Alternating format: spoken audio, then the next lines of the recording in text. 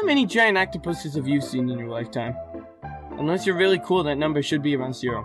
Hello everyone. Have you ever seen something that you just don't know what it is, and then you look it up on Wikipedia and you go, oh, I now know what that is?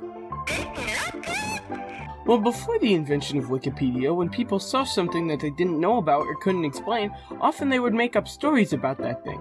Like if you saw a wahoo in the 1700s and you didn't know what a wahoo was, then you would make up a story about how the wahoo was a dangerous creature that'll steal your fingers if you're out past curfew. You may be wondering why I'm mentioning this. Well, we will be talking about what I believe is the most famous of these creatures, also known as the kraken. So if you don't know what the kraken is, it's basically a really big octopus said to live in the northern Atlantic Ocean. According to myth, the kraken lives in the waters between Iceland and Norway, and would apparently grab onto ships and drag them down into the ocean. Now the kraken we are currently talking about is the Norwegian kraken, because there's also a Greek kraken, but that kraken is sorta lame. What is this thing? This thing can't be put onto a marketable poster to hang up in your bathroom. I have never seen such a bad alternative in my entire life.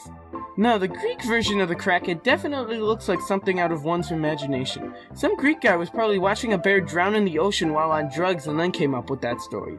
But the Norwegian kraken, on the other hand, is just an extremely big version of something that's already living. So people realize that this thing could be plausible. The Norwegian, French, Icelandic, and other European people went crazy with this stuff.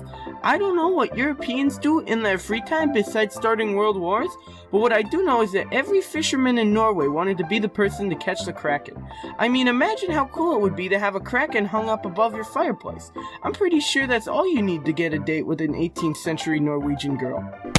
And despite krakens being primarily Norwegian folklore, there's actually some decent evidence to them being real. Some people claim to see giant tentacles, ships being pulled under the water, but they never got true evidence until 1782.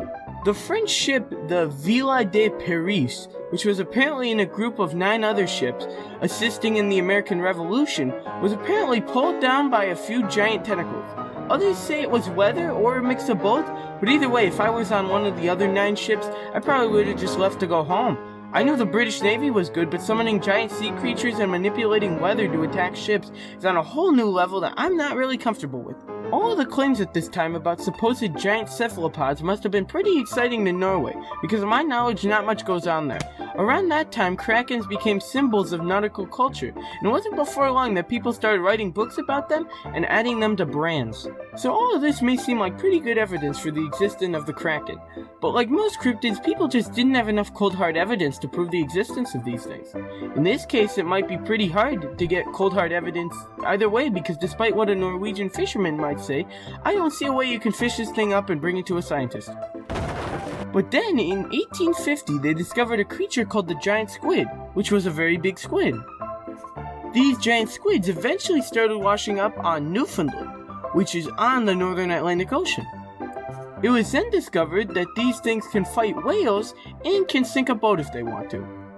So for one time in possible creature history, they were actually able to prove something is pretty similar to the actual creature, but this begs the question of why these things were taking down boats. Well, there are 2 explanations. One is that the giant squid meant absolutely nothing and there's actually a giant octopus somewhere in the Atlantic Ocean taking down boats. Or just multiple giant squids at different points saw boats and thought that it might be a fun thing to grab onto and pull under. In recent years, krakens have been adapted into many parts of our culture. They're a mascot for a hockey team, they're all over Old Spice deodorant, beer. If you look up kraken posters on Amazon, you can pick between like 300 of them.